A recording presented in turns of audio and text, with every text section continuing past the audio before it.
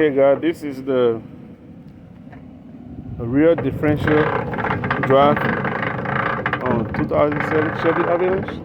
And this is what went by on the truck. So it starts from in here. So what we're gonna do is we're gonna take that 4 bolt off and get back there and see what's going on in there. Stop right there. As you can see right in there. Now spin it.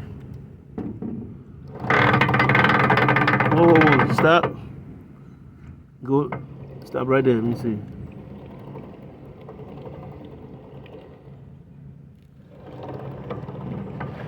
Okay, so you see now, it's coming right back here. And then it coming here.